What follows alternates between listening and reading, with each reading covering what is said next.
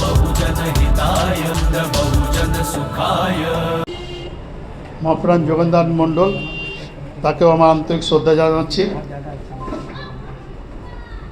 বহুজন সমাজ পার্টির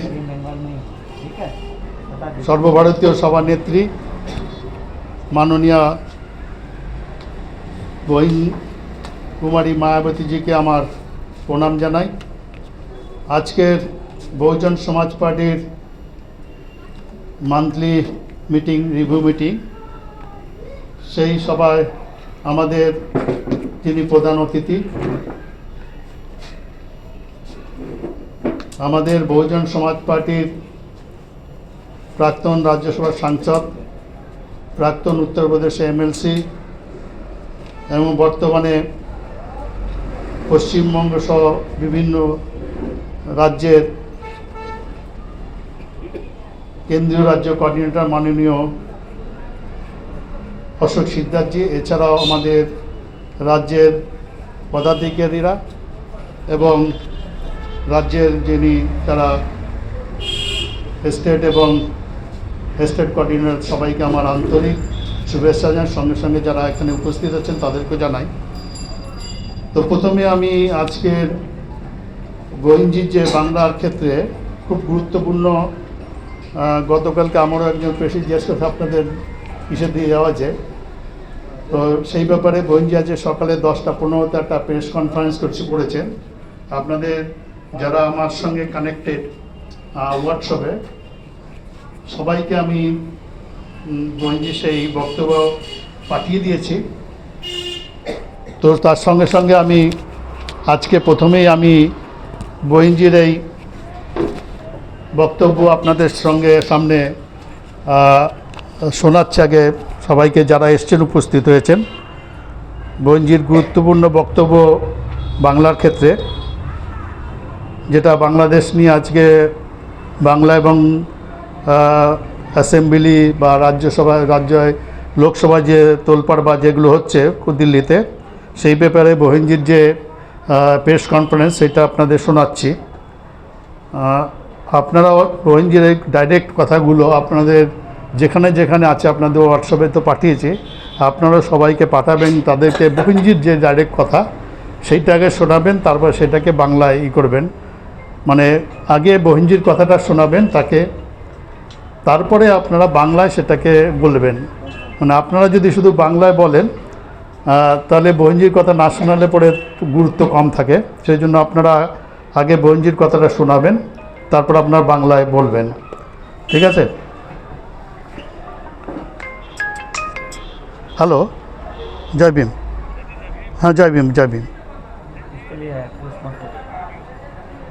हाँ, प्रेस नोट भेज दिया, बहुत जरूरी है, अभी मीटिंग में हो। हाँ हाँ, और अशोक जी, सिद्धार्थ जी भी आए कोऑर्डिनेटर, अभी मीटिंग में हूँ, ठीक है? मैं अभी बोल रहा था, ठीक है, ठीक है। আচ্ছা, প্রেস নোটও পাঠিয়ে দিয়েছি আপনি, আমি এখনই আপনাদের প্রেস নোটটা পাঠিয়ে দিই, তা শুনিয়ার পরে দিচ্ছি। গোবিন্দজির বক্তব্যটা শোনাচ্ছি আপনাদের।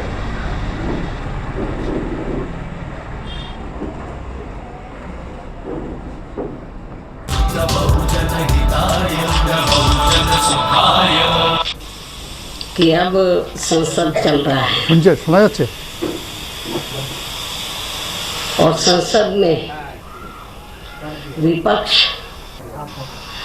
देश व यहाँ के जनहित के मुद्दे न उठाकर अपने राजनीतिक स्वार्थ में संभल में हुई हिंसा की आड़ में खासकर सपा व कांग्रेस पार्टी यहाँ मुस्लिम वोट को रिझाने में लगी।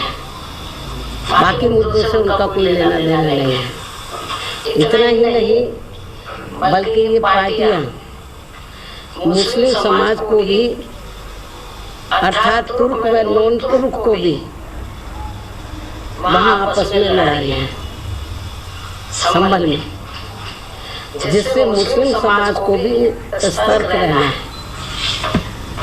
इससे भी ज़्यादा दुख की बात यह है कि जिनकी बदौलत से संसद में दलित वर्ग के सांसद पहुँचे हैं, मेंबर पार्लियामेंट पहुंचे हैं, वो भी अपनी अपनी पार्टियों के आकाओं को खुश करने के लिए दलित उत्पीड़न के मुद्दों पर अधिकांश चुप ही बैठे, चाहे वो दलितों के उत्पीड़न का मामला अपने देश का हो या फिर बांग्लादेश का हो।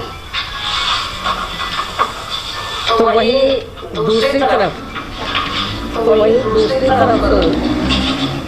पड़ोसी देश बांग्लादेश में हिंदू जो बड़ी संख्या में जिन जाति के वहाँ शिकार हो रहे हैं, उसमें अधिकांश संख्या उन दलितों की है, उन वीकर सेक्शन के लोगों की है, कमजोर तबके के लोगों की है, खासकर दलितों की है, जिनकी भारत देश में बहुलता होते हुए भी बंटवारे में जबरन उनको बाबा साहब डॉक्टर भीमराव अंबेडकर को संविधान सभा में चुनकर भेजने की सजा के तौर पर पाकिस्तान को दे दिया गया। इस प्रकार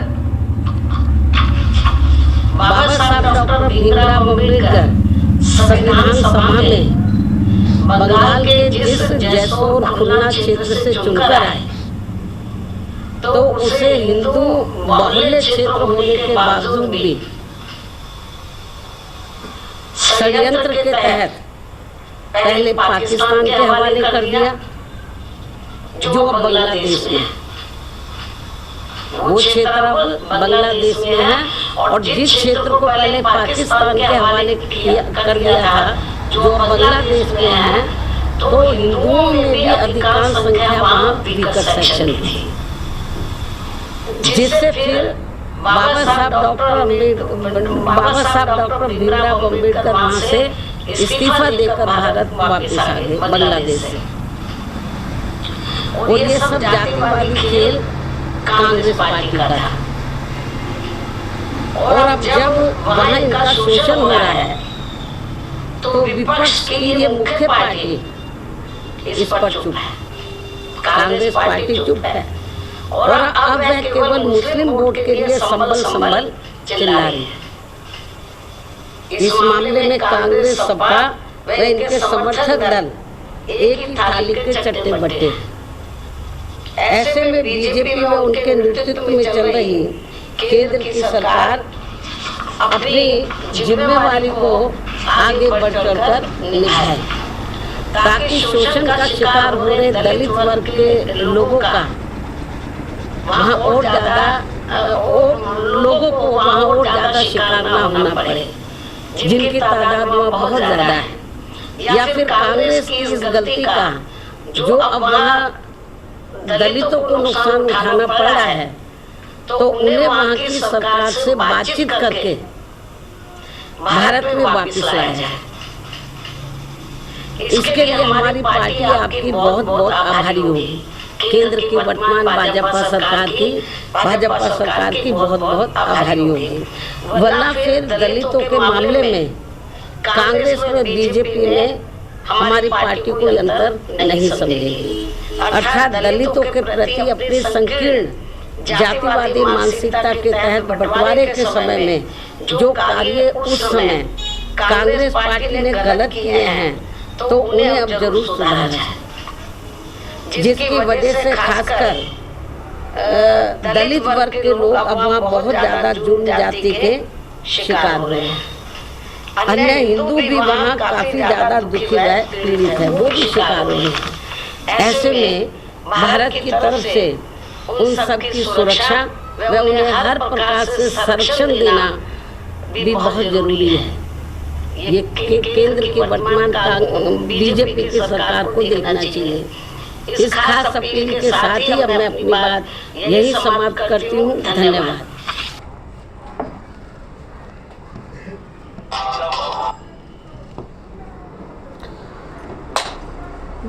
আপনারা যেটা বহিনজি বলছে তুর্কি নন তুর্কির, মানে তুর্কি মানে হচ্ছে যারা ইরান নদী থেকে যারা এসছে মুসলিম তাদের বলছে, আর যারা এখানকার কনভার্টেড মুসলিম তাও নন তুর্কি বলছে। সম্বল যেটা লড়াই চলছে, তো ওটা বাংলাদেশও তাই চলছে। ওই আরবি মানে পাকিস্তান মুসলিম ভার্সেস ওখানকার বাঙালি মুসলিমদের সঙ্গে লড়াই চলছে। যাক, সে বিষয়ে যাচ্ছি না। আমাদের আজকের যে বিষয় যেটা বহিনজি বলে দিচ্ছে সেটা তো পরিষ্কার। तो आज के जेटा जो अभी आपको जो गाइड बा जो भी बताना है तो उनके बारे में आपको आज जो हमारे मंथली मीटिंग का जो चीफ गेस्ट है आज हमारे राज्यसभा सांसद थे और एमएलसी भी था उत्तर प्रदेश का, और वर्तमान में हमारे पश्चिम बंगाल के साथ साथ और भी 7-8 राज्यों का स्टेट नेशनल कोऑर्डिनेटर है। वो आपके सामने माननीय अशोक सिद्धार्थ जी आपके सामने जो आगे का काम है उसके बारे में डिटेल से आपको बताएंगे।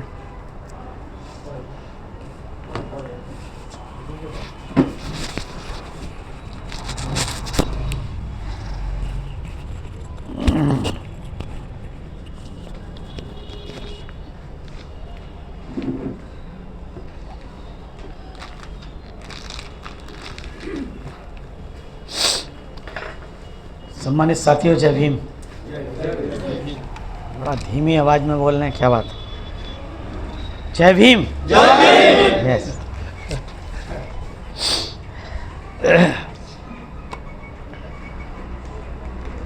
आज पश्चिम बंगाल प्रदेश की मासिक समीक्षा बैठक में अपनी बात रखने से पहले मैं बहुजन समाज में जन्मे सभी संतों, गुरुओं, महापुरुषों में विशेष रूप से भारत में सामाजिक क्रांति के पितामह, शिक्षा की ज्योत जलाने वाले महात्मा ज्योतिबा फुले, बहुजनों के आदर्श और भारत में आरक्षण के जनक कुनबी राजा राजऋषि छत्रपति साहू जी महाराज, पश्चिम बंगाल में शिक्षा के क्षेत्र में बेहतरीन काम करने वाले हरचंद ठाकुर, गुरचंद ठाकुर जी, जोगेंद्रनाथ मंडल जी, दक्षिण भारत में समाज परिवर्तन के आंदोलन को बुलंद करने वाले तंदे पेरियार, श्री नारायण गुरु, महात्मा अयंकाली,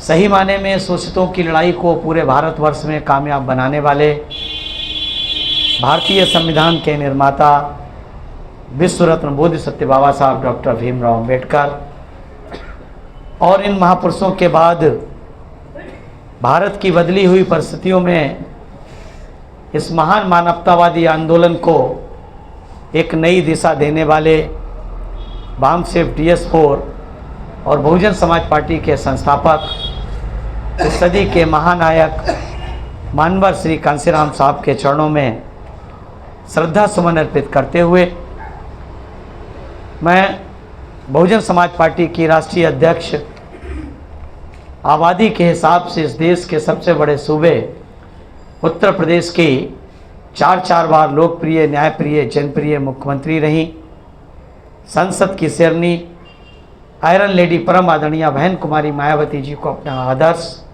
और प्रेरणा स्रोत मानते हुए उन्हें अपने हृदय की गहराइयों से कोटि कोटि आभार व्यक्त करता हूं कि उन्होंने मुझ जैसे एक साधारण से कार्यकर्ता को न सिर्फ उत्तर प्रदेश के उच्च सदन में भेजने का काम किया, बल्कि देश के सर्वोच्च सदन राज्यसभा में बोलने और बैठने का अवसर प्रदान किया।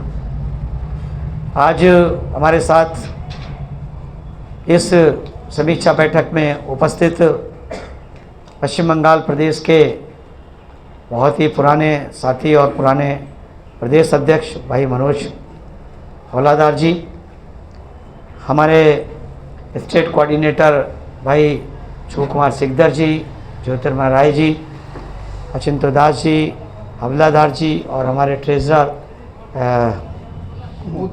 कुमुदा जी, हमारे सामने उपस्थित जिन प्रदेश जिले से आए हुए जिले के अध्यक्षगण, मंडल के प्रभारी, विधानसभा के पदाधिकारी और सीनियर साथी जो पदाधिकारी नहीं हैं फिर भी इस कार्यक्रम में उपस्थित हुए हैं, आप सभी का मैं अपने हृदय की गहराइयों से हार्दिक स्वागत, अभिनंदन और वंदन करता हूँ। साथियों, एक बहुत बड़ी खुशखबरी ये है कि जिस पश्चिम बंगाल के जो लोग भारत की बहुत ही निम्न स्तर की कूटनीति जो कांग्रेस पार्टी ने उस समय आज़ादी से पहले की थी, जिसकी वजह से पश्चिम बंगाल के करोड़ों लोग उस समय कांग्रेस की चाल के कारण पाकिस्तान में चले गए और वो लोग वहाँ पर अल्पसंख्यक का जीवन बिताते रहे, जो आज 1971 के युद्ध के बाद वो बांग्लादेश के रूप में नया देश बना। उस देश में वो लोग अल्पसंख्यक के रूप में जीवन यापन कर रहे हैं। और जैसा कि आप लोगों ने आज बहुजन समाज पार्टी की राष्ट्रीय अध्यक्ष आदरणीय बहन जी की प्रेस कॉन्फ्रेंस को सुना, हम लोगों ने ऑडियो के माध्यम से आप लोगों को सुनाने का काम किया। उसमें आदरणीय बहन जी एकमात्र इस देश की नेता हैं। भारत की सभी राजनीतिक पार्टियां या तो चुप हैं, साइलेंट हैं, या फिर जो केंद्र में और देश के तमाम राज्यों में शासन करने वाली भारतीय जनता पार्टी है, वो हिंदू मुस्लिम का लाभ उठाने के लिए उन लोगों को हिंदू हिंदू कह कर के अपना उल्लू सीधा करना चाहती है। बहन जी ने इसलिए देश के पूरे देश के लोगों को ही नहीं, बल्कि बांग्लादेश में रहने वाले 90 से 95% जिनको ये हिंदू कह रहे हैं, वो साथियों हिंदू नहीं हैं, बल्कि वो नमोशूद्रा हैं। वो नमोशूद्रा जो पंडोबी भी हैं और कुछ राजवंशी भी हैं, यानी कि एससी समाज के हैं, जिनको बहन जी ने बीकर सेक्शन का नाम दिया। बीकर सेक्शन के जो लोग हैं वो सभी बीकर सेक्शन के लोग थे, लेकिन मेजॉरिटी में जो दलित समाज के लोग वहाँ पर हैं, कहने को वो लोग हिंदू कहलाए जाते हैं, लेकिन उनके साथ आज भी बरसों से, उस समय से लेकर आज तक, आज भी उनके साथ उसी तरह का व्यवहार होता है जिस तरह का आज़ादी से पहले उनके साथ यहाँ पर होता था, जब वो चांडाल कहलाते थे या फिर साथियों दलित अछूत कहलाते थे। उनके साथ जो व्यवहार कांग्रेस पार्टी या अपर कास्ट के लोग, मनुवादी लोग करते थे, आज भी उनके साथ वहाँ पर वही व्यवहार होता है। तमाम तरीके की बातें मनोज जी के साथ आज मेरी डिस्कशन हो रहा था, तमाम बातें मुझे समझ में आई। कभी कैडर कैंप रहेगा तो मैं विस्तार से बताने का काम जरूर करूँगा।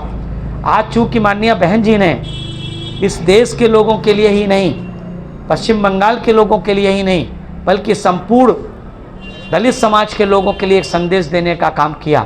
कांग्रेस पार्टी बांग्लादेश के उन लोगों के लिए जो दलित समाज के लोग हैं, 85-95% से ज़्यादा उसमें दलित समाज के लोग हैं, यानी कि वीकर सेक्शन के लोग हैं, 5% अदर हिंदू हैं, उनके लिए तो बात करती भारतीय जनता पार्टी, लेकिन कांग्रेस पार्टी बिल्कुल चुप है। ममता बनर्जी जी चुप हैं, मुलायम सिंह का बेटा अखिलेश यादव चुप है, तमाम क्षेत्रीय पार्टियां चुप हैं। अगर कोई किसी भी व्यक्ति ने, जो 95% साथियों बीकर सेक्शन या दलित समाज के लोग वहाँ पर हैं, उनके लिए आवाज़ उठाने का काम अगर किसी ने किया है तो बहुजन समाज पार्टी की राष्ट्रीय अध्यक्ष आदरणीय बहन कुमारी मायावती जी ने किया है। उन्होंने स्पष्ट रूप से कहा है कि उनको आज भी, पहले कांग्रेस पार्टी ने उनको किस बात की सज़ा दी थी? उन्होंने इस बात की सज़ा दी थी कि बाबा साहब देश के किसी भी राज्य से चुन करके कॉन्स्टिट्यूंट असेंबली में नहीं जा पा रहे थे। महाराष्ट्र से उनको कांग्रेस पार्टी ने पानी की तरह पैसा बहा करके कॉन्स्टिट्यूंट असेंबली में चुनकर जाने के लिए रोकने का काम किया था। इसलिए बाबा साहब महाराष्ट्र से चुन करके नहीं जा सकते थे, क्योंकि शेड्यूल कास्ट फेडरेशन का वहाँ एक भी सदस्य चुन करके नहीं आया था कॉन्स्टिट्यूंट असेंबली के लिए। तो बाबा साहब कैसे चुन करके जा सकते थे? क्योंकि चुनने का काम तो लेजिस्लेटिव असेंबली के लोग करते थे, इसलिए वो जा नहीं सकते थे। पंजाब में कुछ लोग चुन करके भी आए थे, वो कांग्रेस से आए थे, उन पे भरोसा नहीं किया जा सकता था, क्योंकि वहाँ की शेड्यूल कास्ट फेडरेशन की यूनिट ने कहा था बाबा साहब से इन पे भरोसा नहीं किया जा सकता है। लेकिन साथियों, जो बंगाल की धरती से शेड्यूल कास्ट फेडरेशन से चुन करके एक व्यक्ति गए थे और बाकी के जो एससी के समाज के चुन करके गए थे, उन लोगों में जोगीनाथ मंडल जी ने कहा था कि आप यहाँ पर आइए और यहाँ के कुछ लोगों को हम लोग जोड़ करके आपको चुन करके भेजने का काम करेंगे। और साथियों, बाबा साहब को यहाँ के लोगों ने साथियों चुन करके भेजने का काम किया। कहाँ से? जैसलमेर और खुलना की सीट से। वहाँ से चुन करके भेजने यानी कि पश्चिम बंगाल से भेजने का काम किया। तो साथियों इन लोगों ने बाबा साहब को चुनने की सज़ा बंगाल के वो दलित समाज के, अछूत समाज के लोगों को, जो साथियों कभी चंडाल कहलाते थे, वो बाद में 1911 की जनगणना के डिमांड के बाद वो नमोशूद्र और अन्य समाज के जो एससी समाज के लोग जो 1935 एक्ट के तहत शेड्यूल कास्ट और शेड्यूल ट्राइब में आए थे, उनमें से खासतौर से राजवंशी के 2 MLA भी थे साथियों।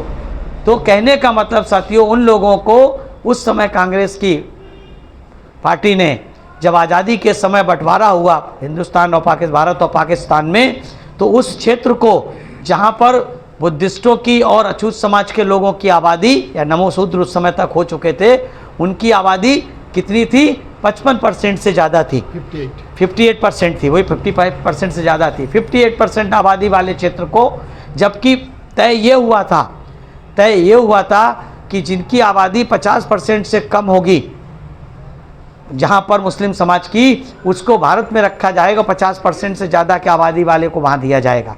वहाँ पर 50% आबादी नहीं थी, 40 से भी कम परसेंट आबादी थी। उस क्षेत्र को कहाँ दे दिया इन लोगों ने? पाकिस्तान को दे दिया, जो वर्तमान में बांग्लादेश में है। क्यों दिया? क्योंकि उन्होंने बाबा साहब को चुन करके भेजने की बंगाल के लोगों को सज़ा देने का काम किया था। और आज भी कांग्रेस पार्टी उनके हक अधिकार के लिए लड़ने की बजाय चुप बैठी हुई है, क्योंकि आज भी उसके अंदर से वो द्वेष, वो घृणा उन लोगों के, उनके मन से नहीं निकली है साथियों। ना ही साथियों कांग्रेस से निकले हुए लोगों के मन से निकली है, ना कांग्रेस पार्टी के लोगों से निकली है। जैसे कांग्रेस से निकले हुए कौन लोग हैं?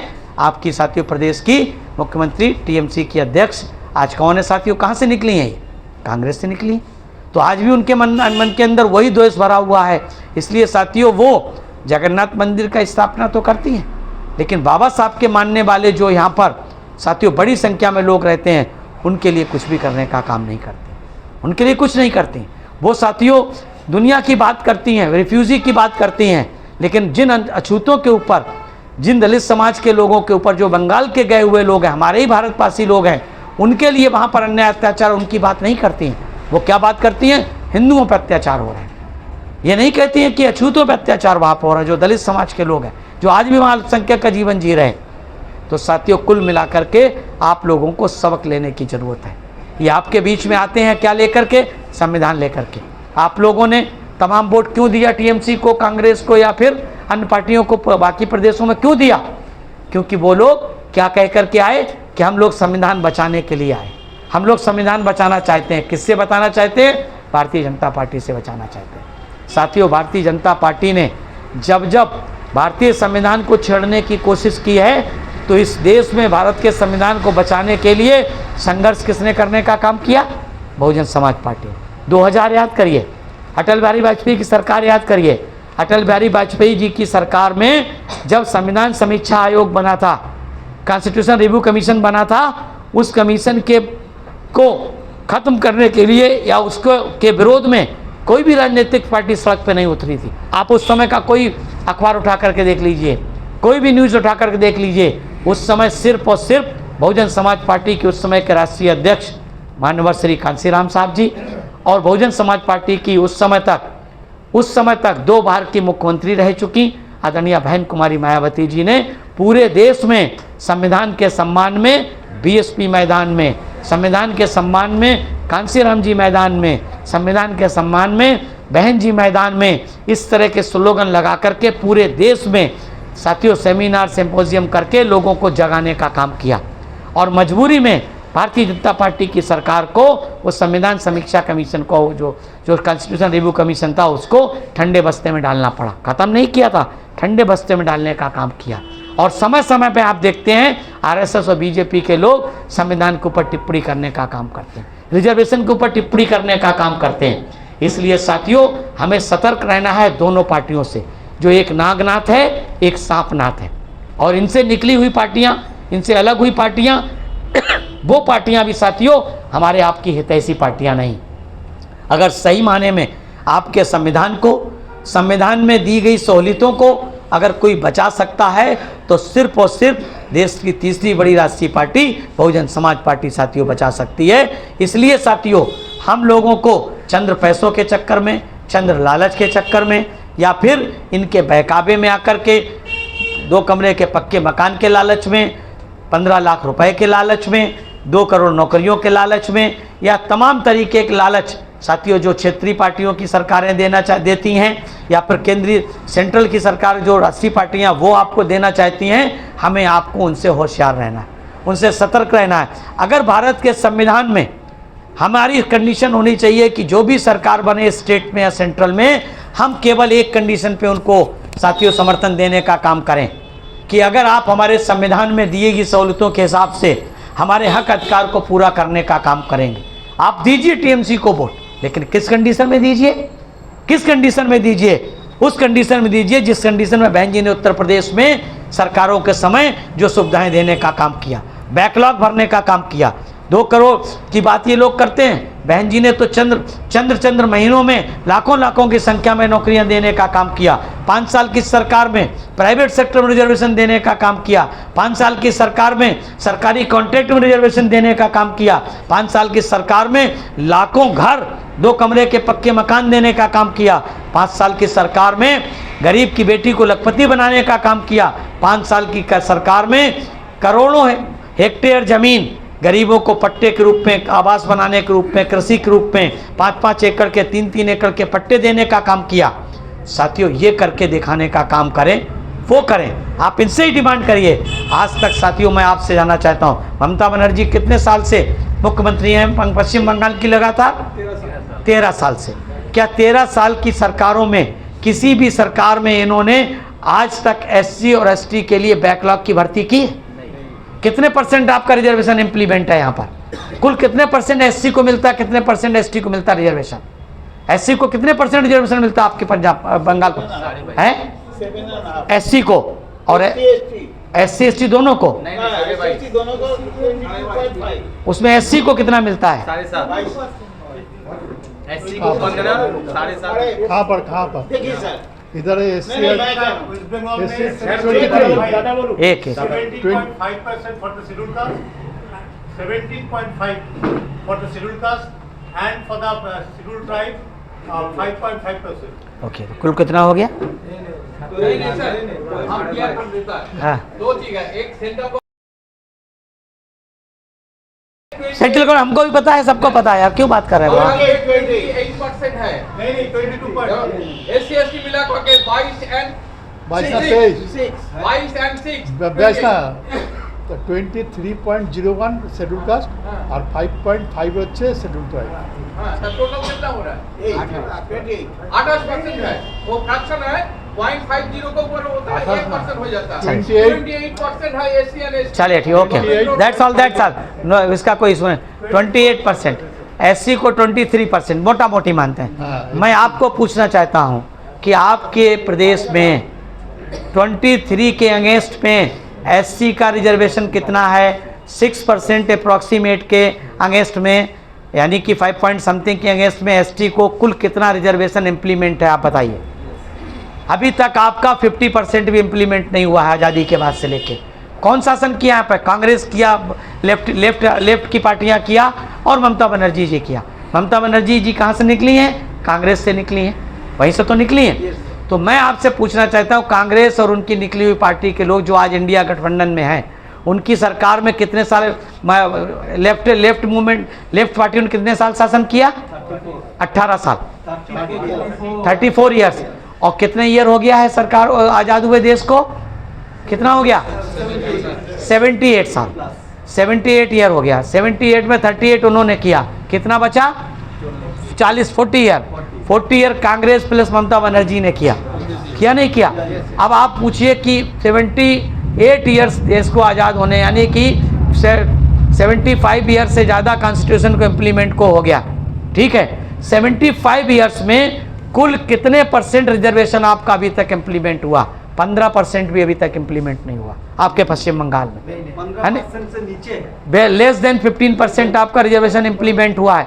अब आप सोचिए, आप लोगों, चलो हम कहते कितना भी हुआ, जितना इम्प्लीमेंट सरकार में होना चाहिए था, जितना भारतीय संविधान में था उतना होना चाहिए था, नहीं होना चाहिए था? नहीं हुआ। ये अगर नहीं हुआ तो उसका कोई प्रयास किसी सरकार ने किया? आप लोगों ने कभी इस पे जवाब नहीं मांगा, आप लोगों ने कभी इसके लिए संघर्ष नहीं किया। कि हमारा बैकलॉग के माध्यम से रिजर्वेशन पूरा किया जाए। हम लोग क्या बात करते हैं कि भैया 80 करोड़ रुपए, 80 करोड़ लोगों को वो दे रहा अनाज, इधर ममता बनर्जी कुछ दे रही, हमारा जीवन चल रहा, बस खत्म हो गया, माछ भाती दे दिया, बस खुश हो गए। चुनाव आया, 1 महीने तक आपने इलेक्शन कमीशन के उसके सख्ती के बाद भी कैंडिडेट का पैसा खाया, दारू पिया, खाना खाया, मछली खाया, भात खाया, कपड़ा लिया, कंबल लिया, साड़ी लिया, मस्त हो गए। 5 साल तक आप अपने एक वोट की कीमत, जिसकी कोई कीमत ही नहीं है, बेशकीमती चीज़ है, आपके सोने चांदी से ज़्यादा बेशकीमती है आपका कीमती वोट।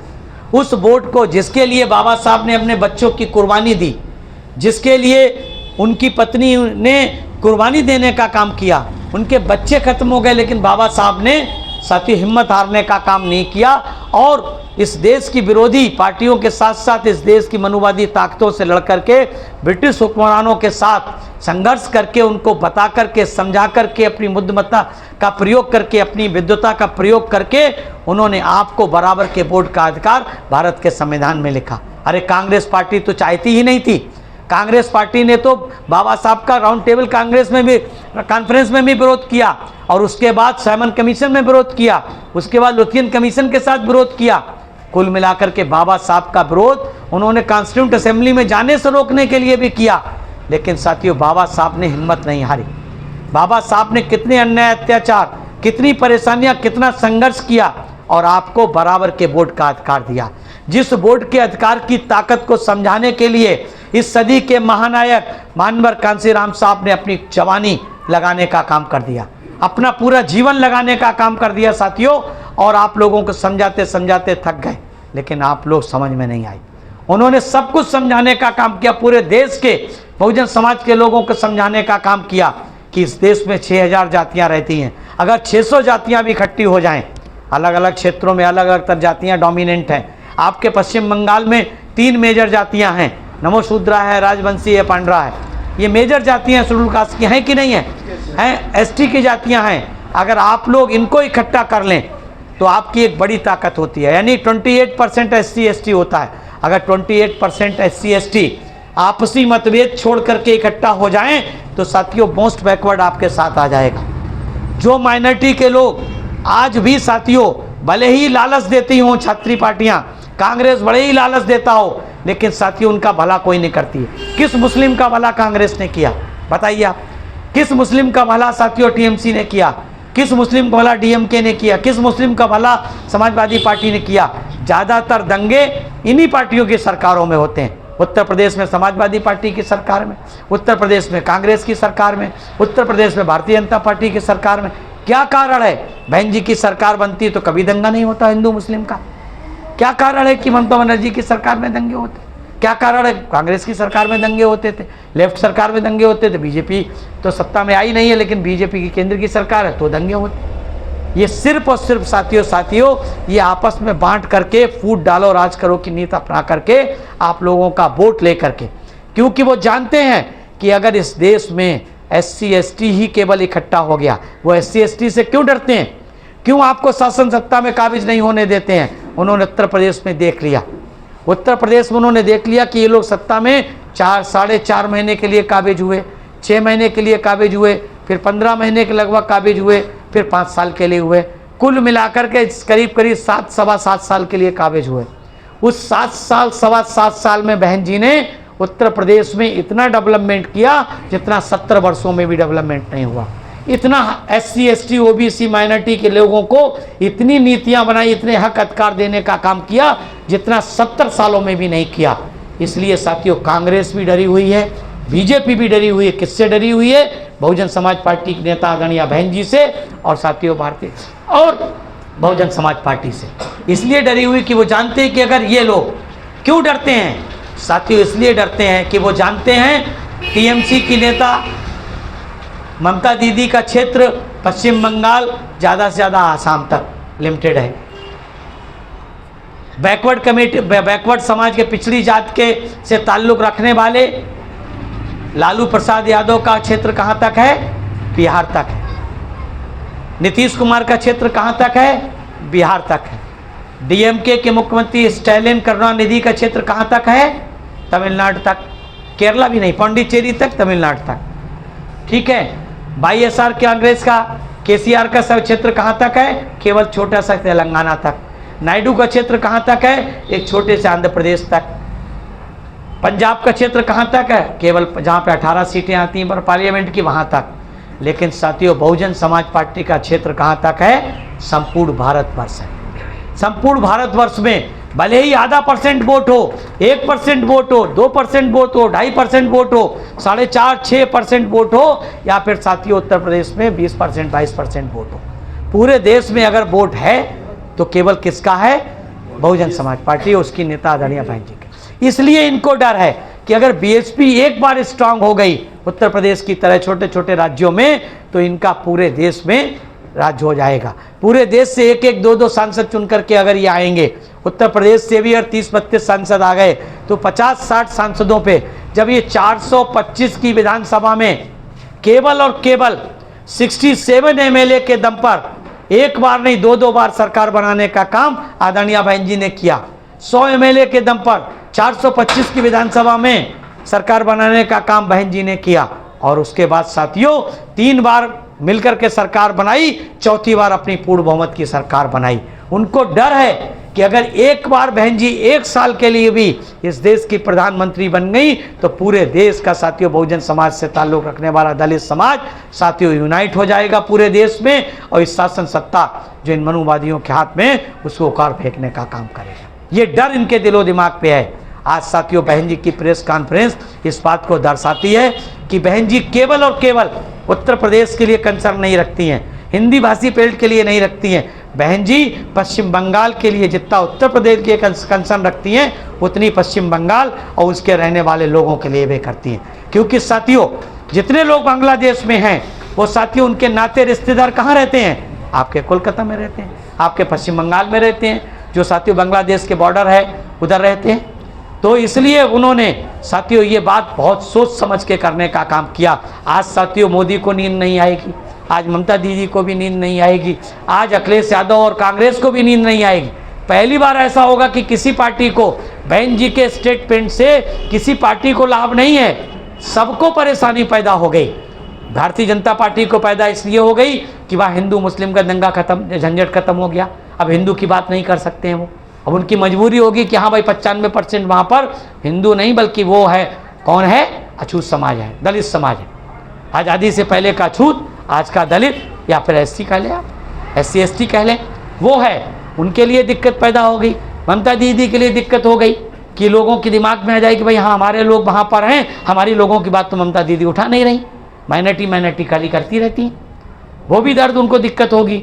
समाजवादी पार्टी आज तक एक शब्द नहीं बोली, कांग्रेस एक शब्द नहीं बोली बांग्लादेश को लेकर के, वहाँ पर हिंदुओं पर जो अन्य अत्याचार हो, जिसे सो कॉल्ड हिंदू कहते हैं। बहन जी ने उनको क्या कहा? 95% हमारे लोग हैं। किसके लोग हैं? हमारे लोग हैं।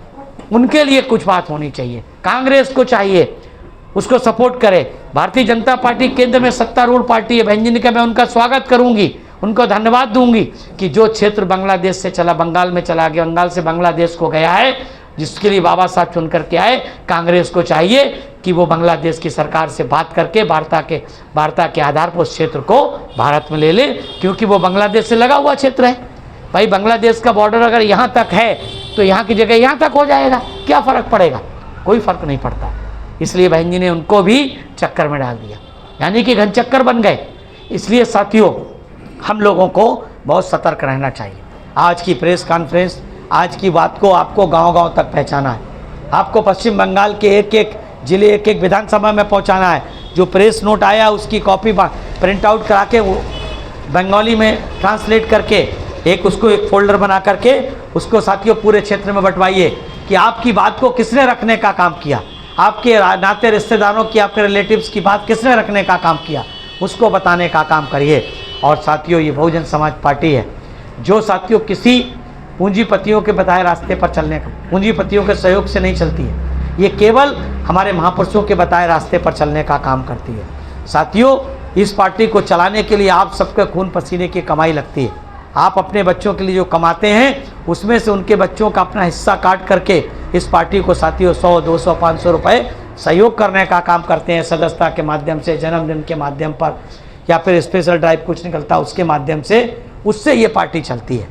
इसलिए साथियों मेरा आप लोगों से निवेदन है कि आप लोग ये सहयोग साथियों बढ़ चढ़ कर देने का काम करें। केवल 2 ही समय ऐसे आते हैं साथियों जिस पे आप बढ़ चढ़ के देने का काम करते हैं। या तो साथियों हम लोग ऑफिस मेंटेन के लिए सहयोग मांगते हैं, सदस्यता के लिए मांगते हैं, या साथियों बड़े पैमाने पे हम लोग स्पेशल डिमांड करते हैं जब 15 जनवरी को बहन जी का जन्मदिन होता है, उससे पहले नवंबर दिसंबर में साथियों हम लोग बहन जी के जन्मदिन के रूप में सहयोग करने की बात करते हैं। तो आप लोग बढ़ चढ़ कर सहयोग करिए साथियों। हम लोगों ने दोनों लोगों के सिग्नेचर के साथ एक रजिस्टर बना करके आपको एक खाता बना करके दी, खाता कॉपी बना करके दी है।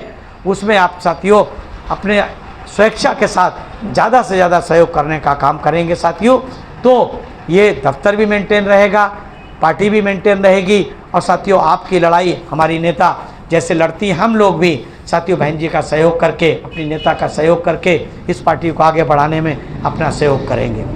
ये तो रही साथियों इसकी बात, नीतिगत बात जो माननीय बहन जी ने की। एक बड़ी बात साथियों ये है, हमारे एक साथी ने अभी बात रखी है, अच्छी भी लगी साथियों मुझे। मैं साथियों यही कहना चाहता हूँ कि चुनाव में साथियों विधानसभा के चुनाव में केवल 1.5 साल बचा। अभी साथियों पार्लियामेंट का चुनाव हुआ, हम लोगों ने देखा कि जब पार्लियामेंट का चुनाव आया हमारी पहले से तैयारी नहीं थी, तो कैंडिडेट के लिए हमको साथियों मारामारी करनी पड़ी, भाई कभी किसी को कभी किसी को। अब हमें क्या करना चाहिए? हमें करना ये चाहिए, 1.5 साल बचा है, हर ज़िले के जिला अध्यक्ष को पहले समझ लेना चाहिए। पहले तो हमारे इधर के जो चौधरी लोग हैं, चौधरी मतलब समझते हैं ना, मुखिया लोग हैं, पहले इनको समझना चाहिए कि ये लोग जो ज़िले की कमेटियां हैं उनको अच्छा करके बनाएं। मुझे पता चला है कि कितने ज़िले हैं यहाँ पर, 23। उन 23 ज़िलों में से कई ज़िले तो ऐसे हैं जिनमें ज़िला कमेटी भी ठीक से नहीं है, कई ज़िले ऐसे हैं जिनमें ज़िला कमेटी नहीं है। और विधानसभा कमेटी तो मैं समझता हूँ कि 25% में भी नहीं ठीक से। कितने परसेंट होगी? नहीं है ना, 25% भी नहीं है। पता है 5% अगर आपकी विधानसभा कमेटी है तो आप कैसे चुनाव लड़ेंगे, कैसे लड़ेंगे? मेरा आप लोगों से निवेदन है, हाथ जोड़ के निवेदन है कि आप पहले तो सबसे पहले ये जो 2 महीने आपके पास हैं, क्या 15 जनवरी के बाद से लेकर के आप जब शुरू करेंगे तो 2 महीने के अंदर सारे प्रदेश के 23 ज़िले की, ऑल 23 ज़िले की आप जिला कमेटी बनाएंगे। मैं इन चौधरियों से खास तौर से कहना चाहता हूँ कि ये लोग खाली इधर आकर के बढ़िया बढ़िया बातें करते हैं लेकिन करते कुछ नहीं, कुछ भी नहीं करते। सबके सब अगर करते तो जिला कमेटी बनी होती, करते तो विधानसभा कमेटी में काम होता। उसके लिए हमारे प्रेसिडेंट भी जिम्मेदार है। भाई देखिए क्या है, कैप्टन के ऊपर जिम्मेदारी आती है। अगर उसकी टीम जीतती है तो किसको श्रेय मिलता है? कप्तान। प्रेस कॉन्फ्रेंस कौन करता है? कप्तान करता है जीत का। और हारती है तो भी प्रेस कॉन्फ्रेंस किसको करनी पड़ती है? कप्तान को ही करनी पड़ती है। और उसे बताना पड़ता है भाई इसलिए ये कारण हो गया, वो कारण हो गया हारने का। तो हार के भी जिम्मेदार। अगर कमेटी नहीं बनी है तो भाई प्रदेश अध्यक्ष भी जिम्मेदार है, हमारा स्टेट के प्रेसिडेंट भी जिम्मेदार है, हमारे प्रभारी भी जिम्मेदार है, हमारे जिले के लोग भी जिम्मेदार हैं। मेरा आप लोगों से निवेदन है कि जो जिला कमेटी नहीं बनी है उन जिला कमेटियों में, जो कमेटी नहीं बनी है उन जिलों में हमारे सारे लोगों को जो यहाँ पर आए हैं वो भी और नहीं है वहाँ मैसेज पहुँचा दीजिए। हमें सबसे पहला काम जिला कमेटी ईमानदार और ऑनेस्ट लोगों की बनाए, पहला काम। अगर हमारी जिला कमेटी नहीं होगी तो आप चंदा किससे लेंगे? चंदा क्या लेने के लिए कौन जाएगा? बहन जी के जन्मदिन का सहयोग लेने कौन जाएगा? कौन जाएगा बताइए? जब वही नहीं होगी तो कौन जाएगा? तो इसलिए जिला कमेटी बनाइए और ज़्यादा से ज़्यादा जो लोग ले गए थे बुक, वो लोग जितना भी केंद्र वो भी जमा कर दें लाके। दूसरा साथियों, हमें विधानसभा कमेटी जब हमारी बन जाए 6 महीने के अंदर विधानसभा कमेटी बना लीजिए पॉसिबिलिटी ग्रुप में। कम से कम विधानसभा कमेटी नहीं बन सकती तो कम से कम उस विधानसभा के अध्यक्ष, उपाध्यक्ष और महासचिव तो बना लीजिए। अध्यक्ष, उपाध्यक्ष, महासचिव, एक विधानसभा में 3 आदमी तो इकट्ठे कर लीजिए। अगर 3 आदमी इकट्ठे कर लेंगे तो वो और भी कुछ लोगों को इकट्ठा करेंगे, फिर उनको तो करिए। हमारे तो जिला ही कमेटी नहीं, तो अगर हम विधानसभा कमेटी में अगर 3 लोग बना लेंगे तो सबसे पहला काम जानते हो क्या हो जाएगा कि हमारी कितनी असेंबली हैं? 294 असेंबली हैं। अगर हमारे विधानसभा कमेटी के 3 लोग हर विधानसभा में तैयार होंगे, अध्यक्ष, उपाध्यक्ष, महासचिव, तो कम से कम हम लोग चुनाव में 900 आदमी वो होंगे। उन 900 आदमी में हमें जो 300 आदमी 295 को लड़ाना है, तो कम से कम उनमें से हम किसी न किसी अपने कार्यकर्ता का नॉमिनेशन तो करा सकते हैं, नहीं करा सकते भाई? 5000 रुपये दे करके नॉमिनेशन कराना रहेगा। 5000 तो चंदा करके वहाँ के ज़िले के लोग हर विधानसभा में करा सकते, नहीं करा सकते? अगर हम नॉमिनेशन करा देंगे तो सब जगह हमारी पार्टी का चुनाव निशान ईवीएम में दिखाई देगा, दिखाई देगा। तो उससे क्या फ़ायदा होगा? अगर वो चुनाव लड़ेगा, कुछ ना कुछ तो वोट पाएगा, कुछ ना कुछ वोट पाएगा। एक बूथ से अगर हमारा 10-20 वोट भी निकला और 300 बूथ, 250 बूथ है, तो कम से कम कहीं हर बूथ पे हमारा कुछ ना कुछ वोट निकलेगा ना। अगर हर बूथ से 10-10 वोट भी निकलेगा, सपोज करो, तो 10-10 वोट निकलने का मतलब हो गया एक बूथ पे 300 का मतलब कितना हो गया? 10 के हिसाब से 3000 वोट। अगर एवरेज में 3000 निकालेंगे तो आप ये मान के चलिए आपका वोट परसेंटेज बढ़ेगा। उनमें से हम 295 से एक 50 असेंबली को आइडेंटिफाई करेंगे, 50 असेंबली को आइडेंटिफाई करेंगे। उन 50 असेंबली में हमको क्या करना है? हमारा फोकस रहेगा कि मिनिमम हमारा कैंडिडेट एक 20,000 वोट पाए, मिनिमम। उनमें से हम 10 असेंबली ऐसे आइडेंटिफाई करेंगे जो हमारा कैंडिडेट वो असेंबली हमारा फाइट करेगा फर्स्ट सेकंड के लिए। रिमेनिंग 20 असेंबली ऐसा आइडेंटिफाई करेंगे जो हमारी कम से कम 20,000 वोट पाए। उसके हिसाब से ऐसे हम रेशियो को बढ़ाएंगे, हम एक टारगेट दे करके काम करेंगे। तो साथियों, हमारे पास जो हमारे लोग कहते हैं कि हम 6% से वोट 8% वोट लाने का प्रयास करेंगे, तो 6% वोट केवल कहने से नहीं आएगा, 8% वोट कहने से नहीं आएगा। हमें उसके लिए स्ट्रेटजी बनानी पड़ेगी ना। हमारी जब स्टेट कमेटी नहीं, हमारे जितने पुराने लोग हैं पार्टी के, जो लोग किसी वजह से नाराज़ हैं, किसी वजह से, हम इसमें सार्वजनिक घोषणा करते हैं, वो लोग हमसे मिलें, हम उनको कुछ ना कुछ काम देंगे। अपने अध्यक्ष जी से बात करने के बाद बात करेंगे, जो भी उनकी नाराज़गी होगी उनको दूर करेंगे, इनकी नाराज़गी होगी इनकी नाराज़गी दूर करेंगे, आपस में मिलो जा कर के काम करेंगे। और कोई भी जो भी गलतफहमियां होंगी, जो भी गलतियां जिसकी होंगी, उनको बहन जी को बता करके दूर करने का काम करेंगे। जो सुधार करेंगे, नहीं सुधार करेंगे तो बहन जी कोई न कोई एक्शन लेने का काम करेंगे। लेकिन जितने लोग भी हैं उनके साथ भाईचारा बात क्या है भाई? बैठिए ना, पीछे ही बैठ जाइए, क्यों इधर बैठे? खाली बैठिए। हमें करना क्या है? आप भी जो क्या राजदंड लेके चल रहे हैं, मनुवादियों वाला राजदंड है क्या? कुल मिलाकर के करना क्या है साथियों कि हमें हर हाल में हर असेंबली पे 3 आदमी को तैयार करना है। क्या करना है? 3, यानी कि विधानसभा की कमेटी तैयार करनी। 3 आदमी आप तैयार कर लेंगे, आपकी विधानसभा की कमेटी ऑटोमेटिक तैयार हो जाएगी।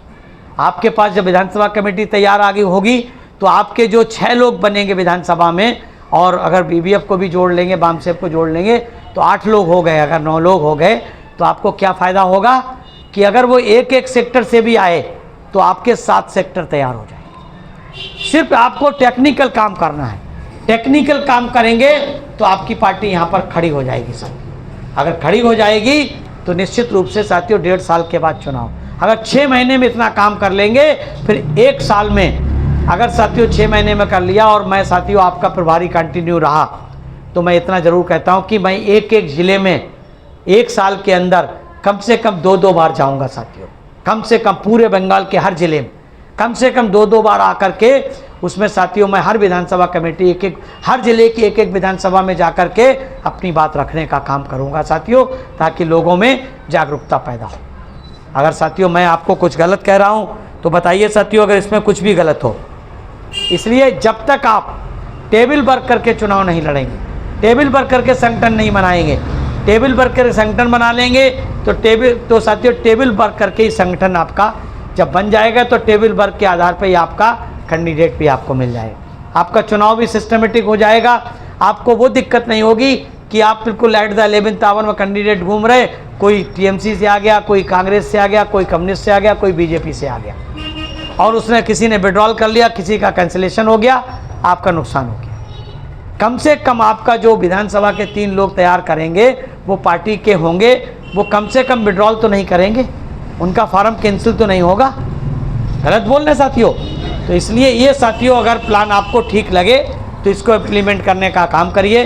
साथियों जो आज आदरणीय बहन जी ने आज बोला है 23 तारीख की प्रेस कॉन्फ्रेंस, उसकी कुछ किताबें बहन जी ने छपवाई हैं, वो साथियों मैं भिजवा दूंगा। चूँकि मुझे कई जगह से होकर के आना तो इसलिए पूरा मैं लेके नहीं चल सकता था, काफ़ी वजन था एक, तो मैं वो बंडल कुरियर कर दूंगा। ठीक है, तो वो आप लेकर के उन किताबों को आपको बिल्कुल लड्डू की तरह नहीं बांटना है। जो हमारे जिम्मेदार पदाधिकारी उनको एक एक किताब देनी है ताकि वो उसको पढ़ेंगे और उसी के आधार पे कैडर देंगे। और अगर आप चाहेंगे तो उसको ट्रांसलेट करके बांग्ला में करा करके छपवा करके एक फोल्डर बना करके दे दीजिएगा। तो ये साथियों इन शब्दों के साथ बहन जी आपके लिए रात दिन चिंतित रहती हैं और वो मेहनत करती हैं साथियों। 24 घंटे में साथियों बहन जी कम से कम 20 घंटे 18 से 20 घंटे केवल पार्टी और समाज के लिए काम करती हैं। साथियों इस एज के आप पे होने के बाद भी हम और आपसे ज़्यादा एक्टिव हैं। चाहे रात को 2 बजे सोएं साथियों, फिर भी बहन जी सुबह साथियों 4 बजे 5 बजे उठ करके तैयार होकर के 6 बजे प्रेस न्यूज अखबार पढ़ करके साथियों आपकी खैर खबर लेकर के लोगों को फ़ोन करके पूछ पाछ करके साथियों फिर वो नाश्ता करती हैं।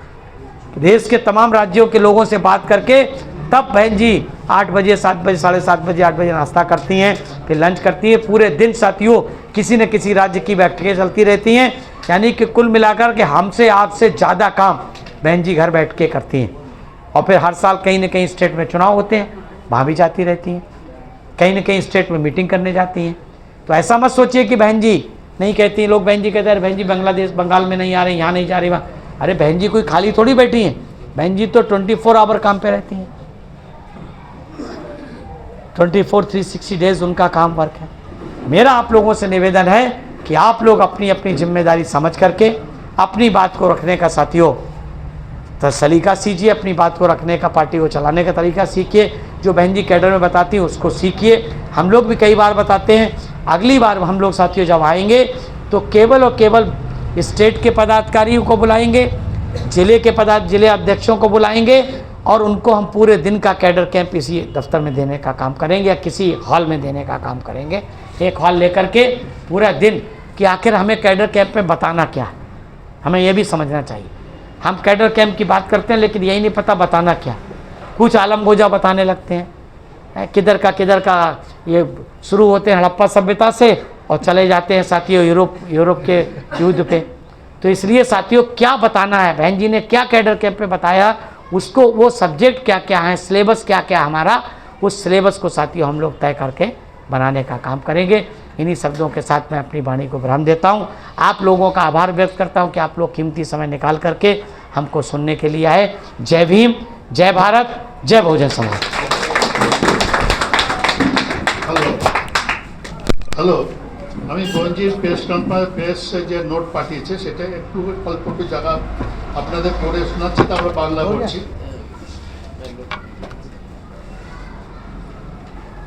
कोई साथी अगर अपनी बात कुछ पूछना चाहता, कोई प्रश्न हो हमारे ऊपर पूछने के लिए, कोई क्वेश्चन हो, कोई बात सजेशन कोई वो बता सकता है।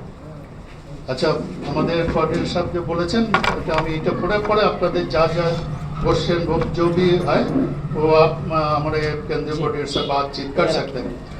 बीजेपी वो उनके नेतृत्व में चल रही केंद्र की सरकार अपनी जिम्मेदारी को आगे बढ़ चढ़ के निभाए ताकि सबसे ज़्यादा शोषण का शिकार हो रहा है दलित अन्य वीकर सेक्शन के लोगों को वह और ज़्यादा शिकार ना हो पाए,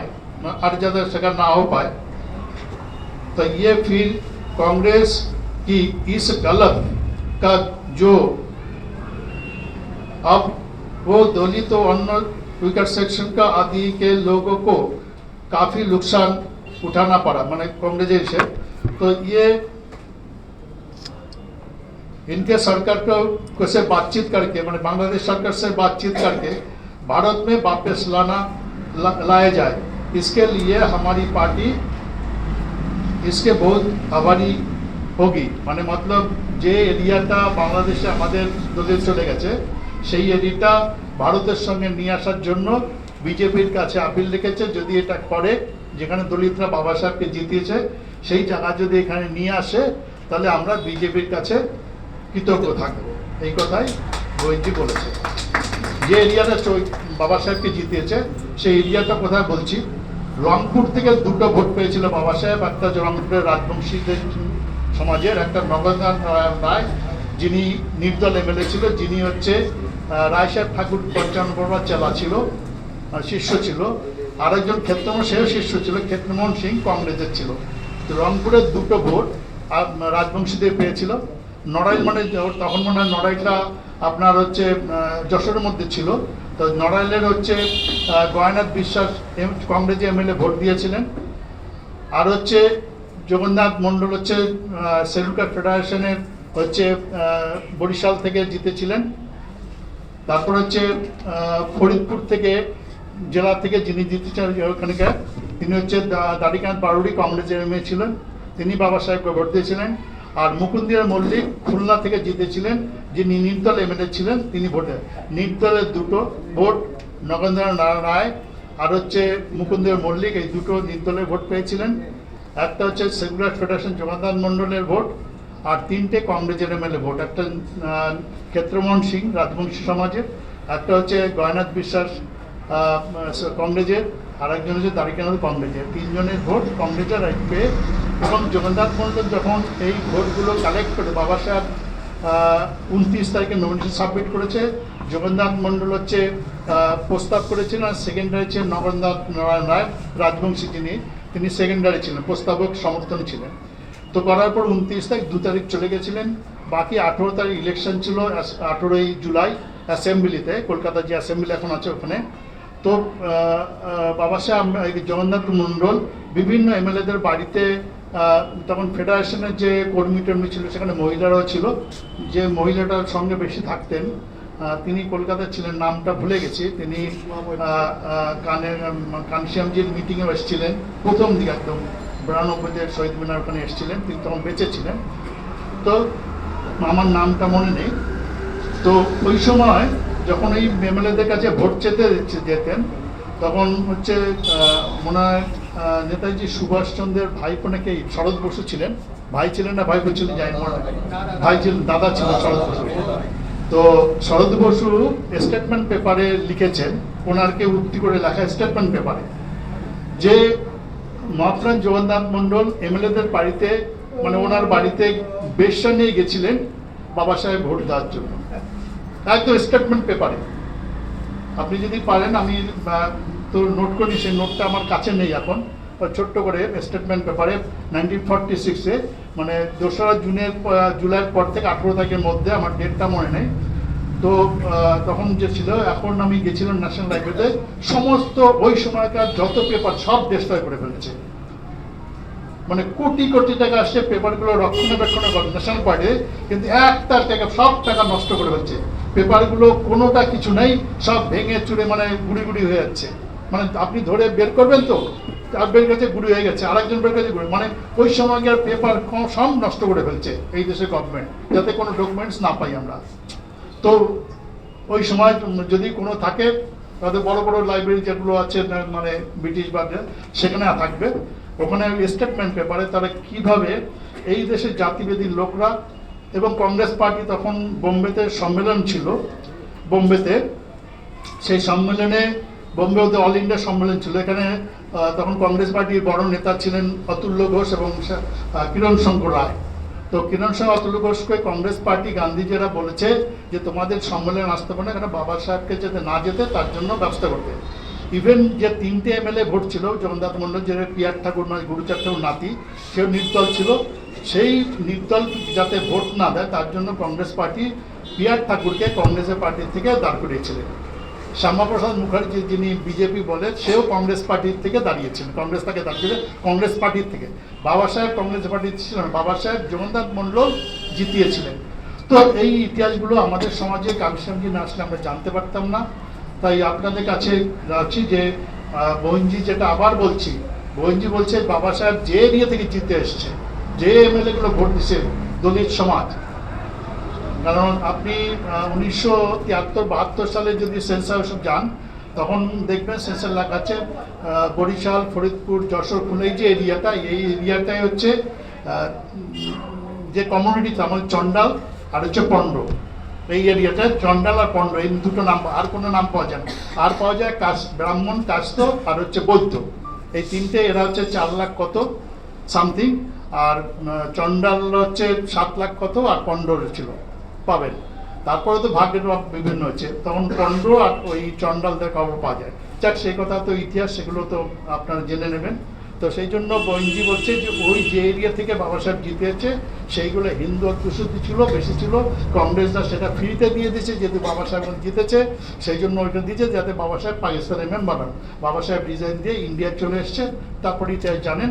বহিনজি বলছে যে ওই সমাজকে বাঁচানোর জন্য, তোমরা হিন্দু হিন্দু বলছে, দলিত সমাজ, তাকে বাঁচাতে যদি হয় তো বিজে আপিল লিখেছে যে ওই এরিয়াগুলো তুমি ইন্ডিয়াতে নিয়ে আসো, বাংলাদেশ সরকারের সাথে কথা বলে, ওই যে এরিয়াগুলো যেতে, তাহলে আর প্রবলেম থাকবে না গন্ডগোলে। তো সেই আবেদন বহিনজি প্রেস নোট, প্রেস কনফারেন্সে বলেছেন। তো আজকে আর তো কিছু না, যা জিজ্ঞাসা করার থাকে আমাদের পার্টির কাছে। যেটা বলেছেন সেটা কি বিজেপি গভর্নমেন্টকে বলেছেন না বিজেপি পার্টিকে? গভর্নমেন্টকে, কেন্দ্রীয় সরকারকে, পার্টিতে বলবে না, ভারত কেন্দ্রীয় সরকারকে বলেছে। পার্টিতে বল, পার্টির কি অধিকার আছে? না, পার্টি বিজেপির কথা বলছি, ঠিক আছে।